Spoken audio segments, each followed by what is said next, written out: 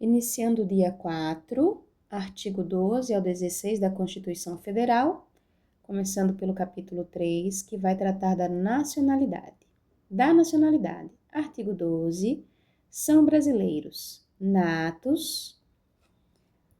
A linha A, os nascidos na República Federativa do Brasil, ainda que de pais estrangeiros, desde que estes não estejam a serviço de seu país.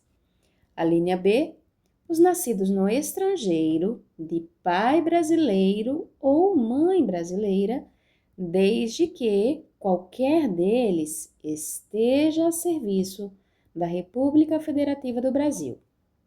C, os nascidos no estrangeiro, de pai brasileiro ou mãe brasileira, desde que sejam registrados em repartição brasileira competente ou venham a residir na República Federativa do Brasil e optem, em qualquer tempo, depois de atingida a maioridade, pela nacionalidade brasileira. 2. Naturalizados. A linha A, os que, na forma da lei, adquiriram a nacionalidade brasileira, exigidas aos originários de países de língua portuguesa, apenas residência por 1 ano ininterrupto e idoneidade moral. B. Os estrangeiros de qualquer nacionalidade, residentes na República Federativa do Brasil há mais de 15 anos ininterruptos e sem condenação penal, desde que requeiram a nacionalidade brasileira.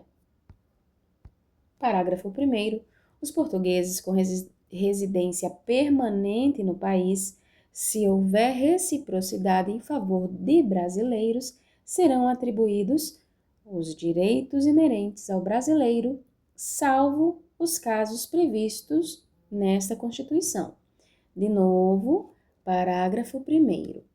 Aos portugueses com residência permanente no país, se houver reciprocidade em favor de brasileiros, serão atribuídos os direitos inerentes ao brasileiro, salvo os casos previstos nesta Constituição. Parágrafo 2º. A lei não poderá estabelecer distinção entre brasileiros natos e naturalizados, salvo nos casos previstos nesta Constituição. Parágrafo 3º. São privativos de brasileiro nato os cargos: inciso 1, de presidente e vice-presidente da República. Inciso 2, de presidente da Câmara dos Deputados. Inciso 3, de presidente do Senado Federal. Inciso 4, de ministro do Supremo Tribunal Federal. Inciso 5, da carreira diplomática. Inciso 6, de oficial das Forças Armadas. Inciso 7, de ministro de Estado da Defesa. Parágrafo 4º. Será declarada a perda da nacionalidade do brasileiro que 1. Tiver cancelada sua naturalização por sentença judicial em virtude de fraude relacionada ao processo de naturalização ou de atentado contra a ordem constitucional e o Estado democrático. De novo, parágrafo 4º.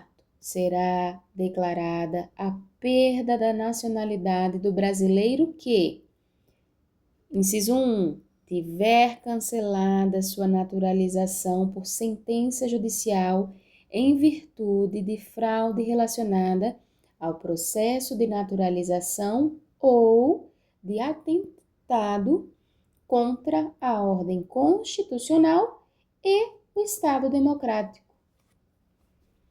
Inciso 2, fizer pedido expresso de perda da nacionalidade brasileira perante a autoridade brasileira competente, ressalvadas situações que possam que acarretem a patridia. De novo. Inciso 2.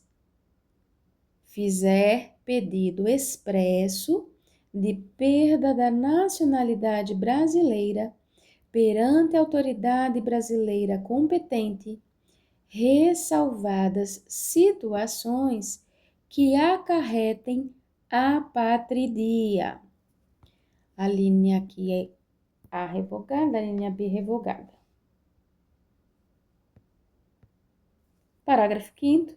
A renúncia da nacionalidade, nos termos do inciso 2 do parágrafo 4º desse artigo, não impede o interessado de readquirir sua nacionalidade brasileira originária nos termos da lei. Artigo 13. A língua portuguesa é o idioma oficial da República Federativa do Brasil. Parágrafo 1º. São símbolos da República Federativa do Brasil a bandeira, o hino, as armas e o selo nacionais.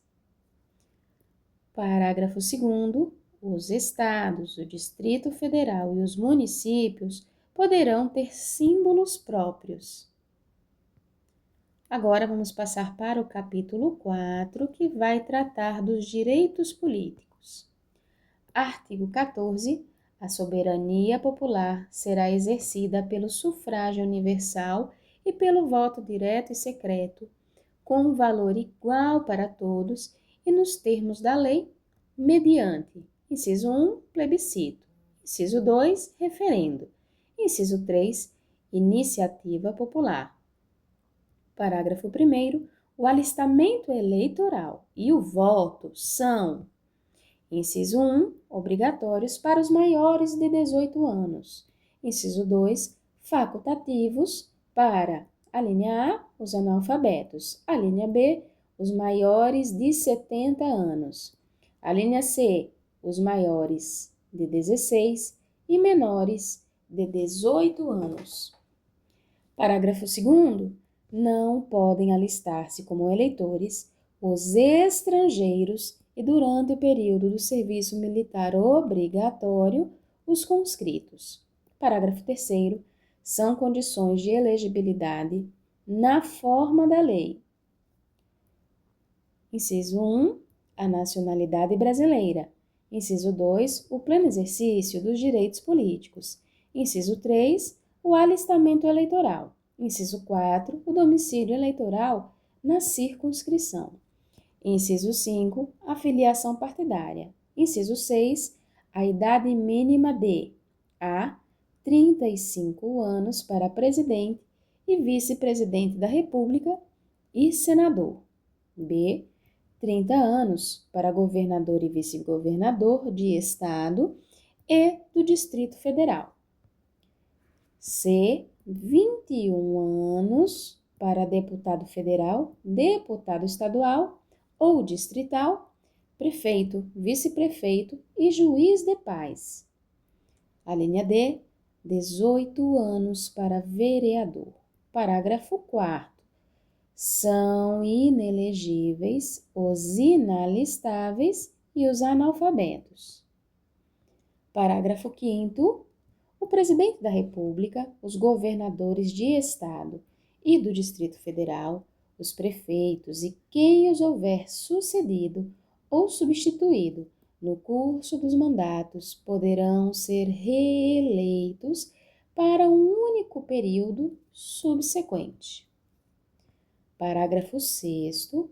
Para concorrerem a outros cargos, o presidente da República, os governadores de Estado e do Distrito Federal e os prefeitos devem renunciar aos respectivos mandatos até 6 meses antes do pleito.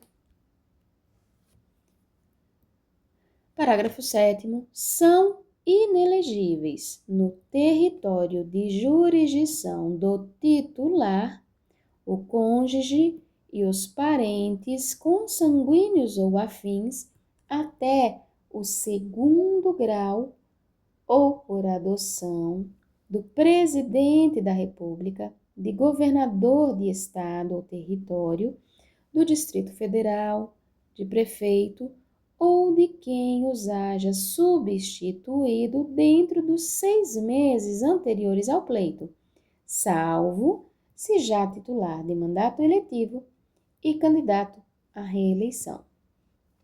Parágrafo 8º. O militar alistável é elegível, atendidas as seguintes condições. Inciso 1. Se contar com menos de 10 anos de serviço, deverá afastar-se da atividade. Inciso 2. Se contar mais de 10 anos de serviço, será agregado pela autoridade superior e, se eleito, passará automaticamente no ato da diplomação para a inatividade. Parágrafo 9º. Lei complementar estabelecerá outros casos de inelegibilidade e os prazos de sua cessação, a fim de proteger a probidade administrativa, a moralidade para o exercício do mandato, considerada vida pregressa do candidato e a normalidade e legitimidade das eleições contra a influência do poder econômico ou o abuso do exercício de função, cargo, emprego na administração direta ou indireta. Novamente, parágrafo 9º. Lei complementar estabelecerá outros casos de inelegibilidade e os prazos de sua cessação, a fim de proteger a probidade administrativa, a moralidade para o exercício do mandato, considerada vida pregressa do candidato, e a normalidade e legitimidade das eleições contra a influência do poder econômico ou o abuso do exercício de função, cargo ou emprego na administração direta ou indireta. Parágrafo 10. O mandato eletivo poderá ser impugnado ante a Justiça Eleitoral no prazo de 15 dias contados da diplomação, instruída a ação com provas de abuso do poder econômico, corrupção ou fraude. Parágrafo 11. A ação de impugnação de mandato tramitará em segredo de justiça, respondendo o autor, na forma da lei, se temerária ou de manifesta má-fé. Parágrafo 12. Serão realizadas concomitantemente às eleições municipais as consultas populares sobre questões locais aprovadas pelas câmaras municipais e encaminhadas à Justiça Eleitoral até 90 dias antes da data das eleições, observados os limites operacionais relativos ao número de quesitos. Parágrafo 13. As manifestações favoráveis e contrárias às questões submetidas às consultas populares nos termos do parágrafo 12 ocorrerão durante as campanhas eleitorais, sem a utilização de propaganda gratuita no rádio ou na televisão. De novo, parágrafo 13. As manifestações favoráveis e contrárias às questões submetidas às consultas populares nos termos do parágrafo 12, ocorrerão durante as campanhas eleitorais, sem a utilização de propaganda gratuita no rádio e na televisão. Artigo 15. É vedada a cassação de direitos políticos, cuja perda ou suspensão só se dará nos casos de: inciso 1, cancelamento da naturalização por sentença transitada em julgado. Inciso 2, incapacidade civil absoluta. Aqui nós temos observação a fazer, tá? Essa aqui está sem eficácia por conta das convenções sobre direitos humanos e que o Brasil faz parte, principalmente ali o Estatuto da Pessoa com Deficiência, que traz o pleno gozo da capacidade de votar e ser votado pelas pessoas com deficiência mental. Então, assim, quem é incapaz civilmente, absolutamente, aqui é apenas o menor de 16 anos, certo? No nosso Código Civil. Por isso, esse inciso não é que está revogado, ele está sem eficácia atualmente em nosso ordenamento jurídico. Aquela pessoa que por algum motivo teve sua incapacidade civil declarada em sentença, não vai ter restrição dos direitos políticos, certo? De novo, então, artigo 15. É vedada a cassação de direitos políticos cuja perda ou suspensão só se dará nos casos de: inciso 1, cancelamento da naturalização por sentença transitada em julgado. Inciso 2, incapacidade civil absoluta, mas isso aqui é só para fins de prova, atentem-se a isso. Inciso 3, condenação criminal transitada em julgado enquanto durarem seus efeitos. Inciso 4, recusa de cumprir obrigação a todos imposta ou prestação alternativa nos termos do artigo 5º, inciso 8. E, inciso 5, improbidade administrativa nos termos do artigo 37, parágrafo 4º.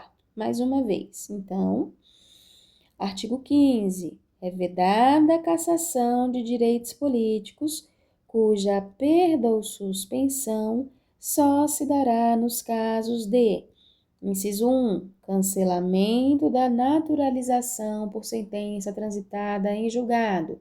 Inciso 2, incapacidade civil absoluta, com a observação que eu acabei de fazer. Inciso 3, condenação criminal transitada em julgado, enquanto durarem seus efeitos. Inciso 4, recusa de cumprir a obrigação a todos imposta ou prestação alternativa nos termos do artigo 5º, inciso 8. Inciso 5, improbidade administrativa nos termos do artigo 37, parágrafo 4º. Artigo 16. A lei que alterar o processo eleitoral entrará em vigor na data de sua publicação, não se aplicando à eleição que ocorra até 1 ano da data de sua vigência. E aqui terminamos a leitura do dia 4.